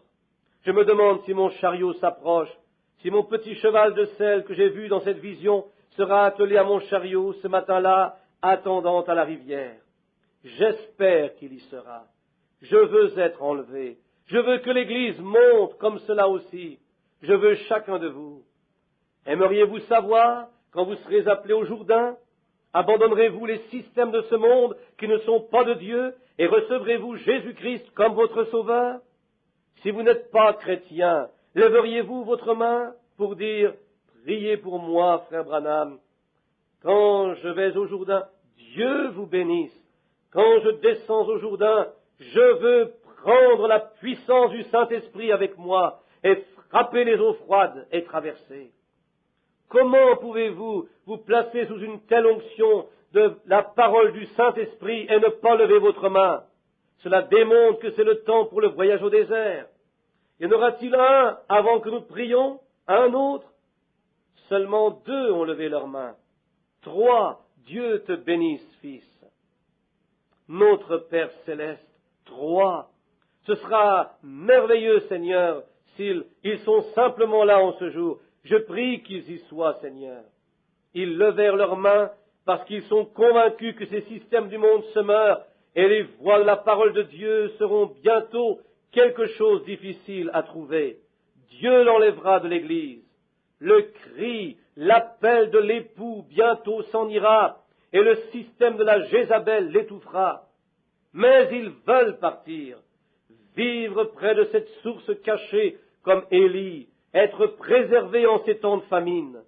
Ô Dieu, donne-leur le Saint-Esprit maintenant, remplis leur cœur de joie et de paix, et amène leurs esprits sur la parole de Dieu, afin qu'ils puissent vivre maintenant et après toujours.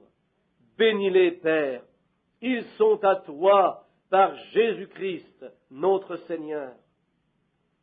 Avec nos têtes inclinées, ceux qui ont levé leurs mains et veulent accepter Christ, voudriez-vous vous lever debout juste un moment, pendant que je prie pour vous individuellement? Mettez-vous simplement sur vos pieds. Ô Dieu, ai-je failli? Même les 3 qui ont levé leurs mains n'ont pas la conviction de se lever sur leurs pieds pour accepter la même chose qu'ils acceptèrent plus tôt. Seigneur Jésus, je remets tout cela entre tes mains. J'ai prêché ta parole et je n'ai fait aucun compromis. Maintenant, je leur laisse la place, Père. Tu fais ce que tu veux avec l'Église et ton serviteur. C'est entre tes mains. Père, je te prie de sauver les perdus.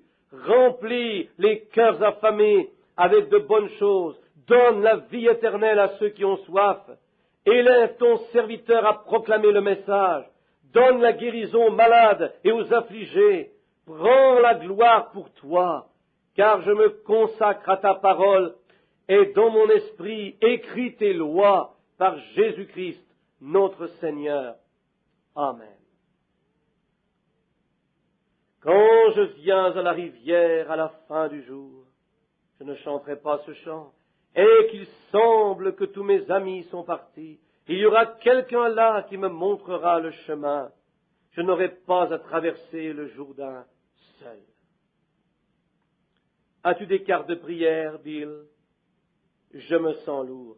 Qu'as-tu donné aujourd'hui? B, tu as donné les C aussi, n'est-ce pas? Très bien, appelle-les. Les B en premier. Carte de prière B numéro 1. Nous allons prier pour votre maladie. B numéro 1, qui l'a? Carte de prière B numéro 1. Quelqu'un tout là-bas en arrière. Avancez ici. Madame, B numéro 2, levez votre main. Cette dame, numéro 3, B numéro 3. Lèveriez-vous votre main, s'il vous plaît, que je puisse voir 3, numéro 4, B numéro 4, B numéro 5. Lèveriez-vous votre main, s'il vous plaît, B numéro 5. Cet homme? Très bien. 6, 7, 8, 9, 10, 11, 12, 13, 14, 15. Bien, ici. Que les B se lèvent de toute manière. Envoyez-le à tout le monde. Chaque missionnaire dans le champ, où qu'il soit, toutes les cartes de prière B, levez-vous, placez-vous selon votre numéro. Maintenant, quelles sont les suivantes? A, qui a la carte A1? A1, où êtes-vous? Certainement, c'est ici. A1, ils ont donné ces cartes ces 2 derniers jours, ou 3 maintenant, ainsi ils peuvent être partis. Tous ceux qui ont des cartes A, alignez-vous ici. Allez là contre le mur avec révérence. Je veux parler à ceux qui n'ont pas de carte de prière, juste un moment avant que la ligne commence. Maintenant, avec votre carte de prière, tenez-la dans vos mains pour que les garçons puissent les recevoir, votre carte de prière. Vous avez attendu, vous êtes venus de bonne heure le soir pour prendre votre carte de prière et avoir le droit de venir dans la ligne. Je vous ai promis que je prierai pour vous. Maintenant, je vais essayer de tenir ma promesse, Dieu aidant. C'est votre petit garçon, un très beau petit homme. S'il vous plaît, pardonnez-moi, cette femme ici est un bon type d'une vraie américaine. Son petit garçon, ce petit ensemble est veston rayé, cette jeune femme aux cheveux longs, bien vêtue. Dieu la bénisse dans sa maison, ainsi que son mari. Et c'est réellement l'authentique USA, avec christianisme écrit sur le dessus. Que notre pays puisse être longtemps comme cela. Pardonnez-moi, petite dame, d'avoir dit cela, mais pour que les gens puissent voir comment je pense qu'une chrétienne devrait être. Pas de vernis à ongles, quoi que ce soit, simplement une dame. Que Dieu vous bénisse, frère Spaulding. Le grand médecin est ici. Le grand médecin maintenant est ici, le Jésus qui sympathise. Croyez-vous en lui? Croyez-vous qu'il est le grand médecin? Maintenant, soyez respectueux pendant un petit moment. Nous avons encore un peu de temps. J'ai raccourci le message juste un peu. J'espère que vous avez compris ce que je voulais dire. Croyez simplement de tout votre cœur. Et ils seront tous alignés. Quelqu'un là-bas pour aligner les gens. Très bien. Maintenant, tous ceux qui ont des cartes de prière se tiennent debout. Croyez-vous là-bas, même ceux sans carte de prière? Si vous avez tous la foi, Dieu va vous appeler. Maintenant, toutes les cartes de prière sont dans la ligne. Cette petite fille assise là en arrière, avec une jambe malade ici sur ce, crois-tu que Dieu va la guérir? Si tu le crois, aie simplement la foi et Dieu te l'accordera. Penses-tu que ton père malade se remettra?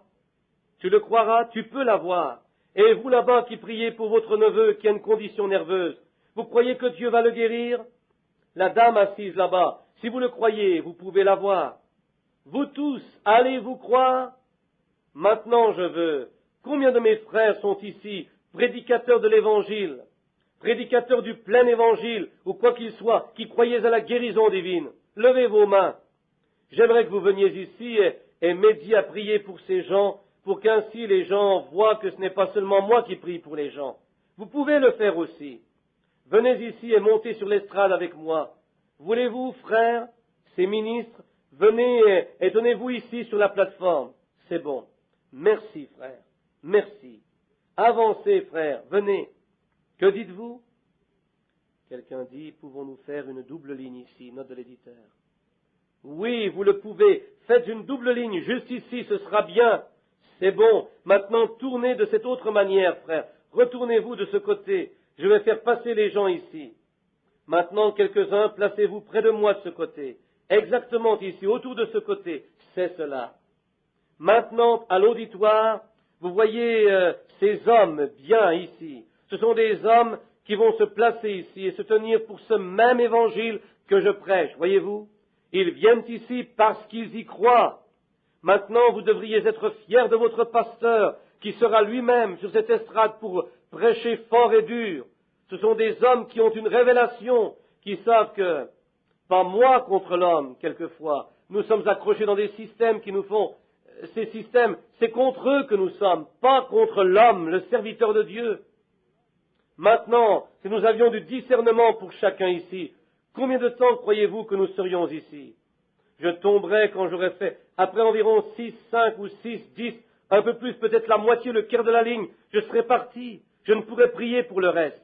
Nous ne pouvons faire cela et comme il. Mais vous n'avez pas à avoir cela. Vous savez ce qui est votre trouble. Vous savez ce que vous avez fait. Confessez vos péchés.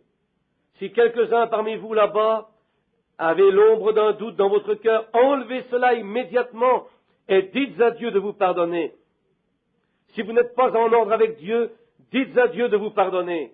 Si vous ne le faites pas et que vous n'êtes pas en ordre avec Dieu, ça ne vous fera pas le moindre bien de venir passer ici. Vous perdez votre temps. C'est vrai.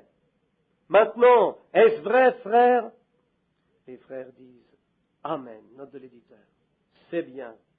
Regardez ici. Voici le frère Kidd ici. J'ai aimé surchauffer les pneus de ma voiture pour aller le voir. Il y a environ 1 an ou 2. Il se mourait du cancer. Il devait mourir ce jour-là.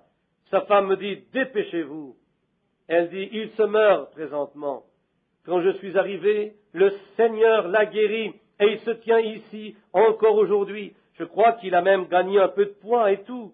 Un vieux vétéran là-bas, vous savez. C'était le genre d'homme dont je parlais il y a quelques années, qui prêchait et se tenait directement sur cette parole et les gens riaient de lui. Lui et sa femme marchant le long de la voie ferrée et partout là-haut dans les montagnes, dans les mines de charbon, ils allèrent partout, ils furent jetés en prison et tout ce que vous voulez. C'est l'homme qui a combattu pour gagner le prix. C'est ce genre d'homme. Maintenant, frère, je vous le dis, vous n'aurez probablement pas l'esprit de discernement. Ce n'est pas nécessaire, vous voyez, ce n'est pas nécessaire. La première chose, vous êtes un homme de la parole. Vous êtes déjà beaucoup mieux et plus prédicateur que je le suis. Je n'ai pas beaucoup d'un prédicateur, mais vous êtes loin. Tout homme qui est appelé à prêcher l'Évangile est appelé à guérir les malades. L'ordre général est aller dans le monde entier et prêcher l'Évangile à chaque créature. Celui qui croira et sera baptisé sera sauvé. Ces signes suivront ceux qui croient. S'ils imposent les mains aux malades, et ainsi de suite, ils seront guéris. Si vous êtes appelé à être un ministre, vous êtes appelé à prier pour les malades. Et la raison pour laquelle je fais cela, c'est que cet auditoire, qu'ils puissent voir qu'ils n'ont pas à attendre pour une personne en particulier, Oral Roberts, Tommy Hicks, Tommy Osborne, moi-même, quelqu'un qui vient pour un service de guérison, je veux qu'ils voient que vous êtes des hommes de Dieu. Vous voyez, vous êtes des hommes, vous avez autant le droit d'imposer les mains sur n'importe lequel d'entre eux que moi ou n'importe qui d'autre. Après tout, frères, vous connaissez tout comme ministre. C'est leur propre foi en Dieu qui fait le travail. N'est-ce pas vrai? Nous offrons simplement une prière pour eux. Maintenant vous dites, frère Branham, l'Esprit est-il, ou le Saint-Esprit, là avec vous? Certainement, oui monsieur. Maintenant pour vous dans l'auditoire, dans la ligne ici, si vous croyez de tout votre cœur que Dieu va vous guérir, levez vos mains et dites, je l'accepte. Maintenant venez ici. Laissez cette dame venir ici. Je ne vous connais pas. Je ne vous ai jamais vu. Si le Saint-Esprit voulait bien me dire, en votre présence et en présence de mes frères qui se tiennent autour de moi ici, et non seulement cela, mes frères sont ici et mon Seigneur est aussi ici. C'est leur Seigneur à eux aussi. Maintenant, si il veut me dire le mal qui est en vous, quelque mal que ce soit, vous allez savoir si c'est la vérité ou non. Je veux que l'auditoire, les gens ici et les frères sur l'estrade sachent que le Saint-Esprit est ici sur l'estrade pour faire le discernement. Mais cela ne guérit personne.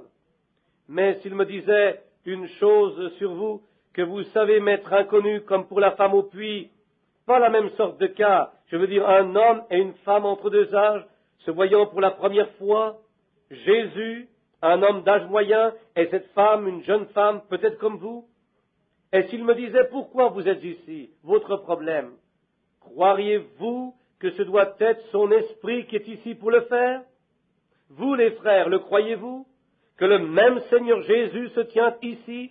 Vous l'auditoire, croirez-vous la même chose? Vous dans la ligne de prière, croirez-vous cela aussi? Et comprendre que ces hommes, les aurais-je appelés ici s'ils n'étaient pas, après avoir prêché comme cela, avoir dit ce que j'ai dit, et alors appeler ces hommes ici s'ils n'étaient pas dignes?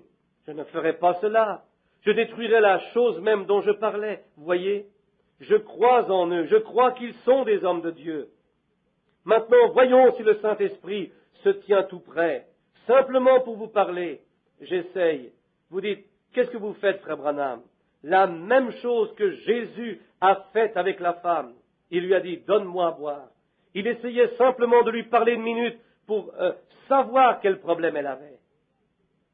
Votre trouble, c'est la nervosité. C'est ce dont vous souffrez. Si c'est vrai, levez votre main. Maintenant, elle n'a sûrement pas l'air de cela, n'est-ce pas les frères? Elle n'a pas l'air de cela, mais c'est son problème.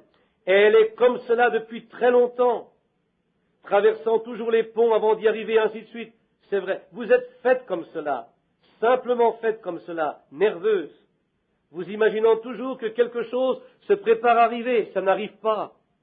Quelquefois le diable vous dit, ce n'est rien, tu es seulement un peu rétrograde, un peu en deçà de la ligne. Je ne lis pas votre pensée, mais je lis je sais ce dont il vous parle, parce que je vois ce qui traverse votre esprit. Maintenant, Jésus discerne leurs pensées. N'est-ce pas vrai? Bien. C'est ce qui arrive en ce moment. N'est-ce pas vrai? Voici, laissez-moi vous dire quelque chose que vous pourriez savoir. Vous vous tenez ici actuellement pour quelqu'un d'autre. C'est la vérité.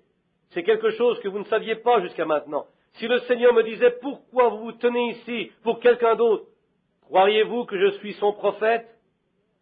C'est pour votre mère. Vous croyez que Dieu peut me dire son problème? Bien, elle a un trouble cardiaque, de la haute pression, des pierres dans le foie, des complications. N'est-ce pas vrai? Voyez-vous, c'est le Saint-Esprit, n'est-ce pas? Maintenant, il y a quelque chose sur moi et ses frères. Voyez-vous? Quelque chose ici, maintenant, le Saint-Esprit. Maintenant, vous croyez, pendant que nous passons dans la ligne. Inclinons nos têtes pendant que nous prions pour ces gens. Notre Père céleste, nous allons imposer nos mains sur ces gens et je prie pour eux maintenant. Voici devant toi tes serviteurs royaux se tenant ici et nous allons imposer les mains sur les malades, car tu l'as dit. Nous allons le faire au nom de Jésus-Christ. Puissent les gens pas simplement se traîner dans cette ligne, mais y passer pour être guéris au nom de Jésus-Christ. Amen. Que le Seigneur vous bénisse. Maintenant, avancez-vous plus près. Au nom du Seigneur Jésus, guéris. Dans le nom du Seigneur Jésus, guéris mon frère. Dans le nom du Seigneur Jésus, guéris ma sœur. Maintenant, juste une minute, vous voyez. Frères, sœurs, pourquoi vous réjouissiez-vous lorsque le discernement s'est produit et lorsque les autres viennent dans la ligne, il ne se passe rien, les gens passent? Bien, si je n'ai pas le discernement, eh bien je ne reçois rien. Cela n'a rien à voir. Il est exactement le même. Voyez-vous? Quand vous passez par ici, venez avec vos mains levées, disant « Merci Seigneur Jésus, je t'accepte comme mon sauveur et je me tiens directement sur cela. Un de ces hommes va me baptiser. Je m'en vais directement à l'eau, dans la piscine et serai baptisé et en sortant, je sais que tu as promis que je recevrai le Saint-Esprit. » Vous le voyez? Le discernement est toujours ici. C'est encore ici. C'est simplement comme ici. Lequel est-ce? Cet homme ici? Je suis un étranger pour vous. Le suis-je, monsieur? Je ne vous connais pas. Puis, si Dieu me dit votre problème, croirez-vous que je suis son prophète, son serviteur? Vous le croirez de tout votre cœur? Très bien, monsieur. Merci, monsieur. C'est un très bon esprit. Une très belle chose. Après tout, vous vous tenez ici pour quelqu'un d'autre.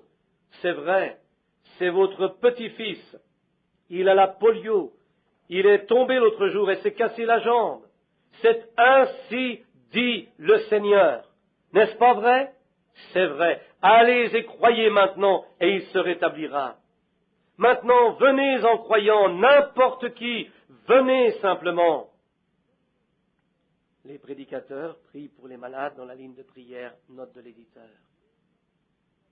Béni soit le lien qui nous unit dans l'amour de Christ, une fraternité d'un esprit comme celui d'en haut.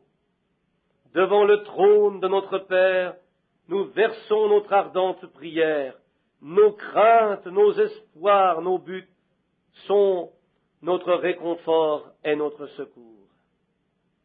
Il vous soutiendra, petit de Dieu, enfant, infirme, aveugle, ministre de l'Évangile. Vous savez, nous n'avons aucune puissance pour guérir, mais notre glorieux Seigneur se tient ici actuellement, nous le savons. Il peut donner des signes et condamner le diable qui vous a lié. Nous condamnons le démon, nous condamnons l'aveuglement. Dans le nom de notre Jésus-Christ, le Fils de Dieu, nous demandons que Dieu vous accorde la foi. Croyez que la prière de la foi, ayez la foi de le croire, et Dieu va les relever, et ils seront bien de nouveau. Accorde-le, Dieu Tout-Puissant, au nom de Jésus-Christ. Maintenant, vous frères, éloignez-vous de là, tenez-vous sur l'estrade, ne faites que prier. Et tous les autres, priez maintenant, pendant que nous, les ministres, nous prions pour lui de toute manière. Et nous prions et imposons les mains. Père céleste, pour vous là-bas dans l'auditoire, qui n'êtes pas venus dans la ligne de prière, imposez-vous les mains les uns aux autres maintenant. Posez vos mains l'un sur l'autre. Notre Père céleste, nous t'apportons cet auditoire en terminant ce service et cette campagne sous la bannière de Jésus-Christ, le souverain sacrificateur roi de Dieu, Emmanuel, debout, ressuscité des morts, vivant à toujours pour l'intercession, sa grande présence parmi nous maintenant, sa sainte puissance sur nous, pour nous faire voir les visions et les prophéties, imposer les mains aux malades. La parole infaillible de Dieu ne peut jamais revenir sans résultat. Je condamne tous les démons de maladie, toute puissance du péché, chaque incrédulité dans le nom de Jésus-Christ. Puissent ces choses s'éloigner des gens et puissent-ils être guéris. Bénis ces frères ministres, Seigneur, pendant qu'ils sont rassemblés dans un seul cœur et un seul accord. Aussi bénis tous les laïcs de l'Église. Ô Dieu Tout-Puissant, à ce grand Middletown, Ohio, Seigneur, envoie un réveil après ceci, qui va tout balayer d'un bout à l'autre. Un rassemblement d'os, Seigneur, de peau, de tendons et le reste. Puisse la puissance de Dieu produire une puissante Église unie dans cette ville. Une qui lancera un exemple d'Église partout dans la nation. Que les gens puissent venir dans cette ville pour la puissance de Dieu. Accorde-le, Seigneur. Guéris les malades et les affligés. Sauve les perdus et prends la gloire pour toi-même. Accorde-le que tous ces mouchoirs et ces petites pièces qui sont étendues ici, je prie, Seigneur, que l'onction du Saint-Esprit soit sur nous et sur ce bâtiment, que chacun ici soit guéri.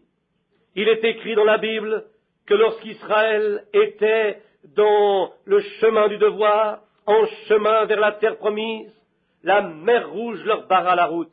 Et un des écrivains dit, Dieu regarda à travers la colonne de feu, et la mer Rouge fut effrayée et recula. Israël s'en alla vers la terre promise, vers ce qui était promis. Et maintenant, c'est dans la Bible. Il est écrit, je verrai par-dessus tout à ce que votre santé prospère. Et lorsque ces mouchoirs rejoindront les malades, où Satan a placé une mer Rouge devant eux, puisse Dieu regarder à travers le sang de son Fils, Jésus-Christ, et condamner chaque maladie de ceux qui n'ont pu venir ici. Et puisse la maladie s'en aller, être effrayée de la parole de Dieu, des promesses de Dieu, de l'onction de Dieu. Puissent les gens passer dans la bonne promesse de bonne santé et de force. Accorde-le, Seigneur. Nous te remettons toutes ces choses dans le nom de ton Fils aimant, notre Sauveur Jésus-Christ. Amen. À l'auditoire, à lui qui nous connaît tous, à lui qui nous éleva pour être son héritage en le monde, dans son Église, puissent les riches bénédictions de Dieu être sur nous jusqu'à ce que nous nous rencontrions de nouveau. Notre prochain service, Dieu voulant, sera au tabernacle dimanche matin, le dimanche de Pâques, le matin. Alors je vais vers l'Illinois en partant de là. Que Dieu vous bénisse. Allez à votre Église, allez à ces bonnes églises, gardez vos cœurs ensemble, restez dans la parole de Dieu, vivez pour lui, car des choses horribles vous attendent. Souvenez-vous de cela. Jusqu'à cette rencontre, levons-nous et chantons « Je l'aime, parce que lui m'a aimé le premier et qu'il a acquis mon salut sur le bois du calvaire. » Maintenant, avec révérence, donnez la main à la personne derrière vous, devant vous et de chaque côté. Je l'aime, tous maintenant, je l'aime, parce que lui m'a aimé le premier et qu'il a acquis mon salut sur le bois du calvaire. Maintenant, avec vos mains levées vers Dieu, réellement fort maintenant, que chacun le fasse sentir. Je l'aime parce que lui m'a aimé le premier et qu'il a acquis mon salut sur le bois du calvaire. Inclinons nos têtes maintenant. Nous nous rencontrerons au pied de Jésus. Nous pourrions, plusieurs ne se verront pas avant cela. Nous nous rencontrerons au pied de Jésus. Maintenant, fredonnez-le. Frère Branham commence à fredonner l'hymne, note de l'éditeur. Votre pasteur.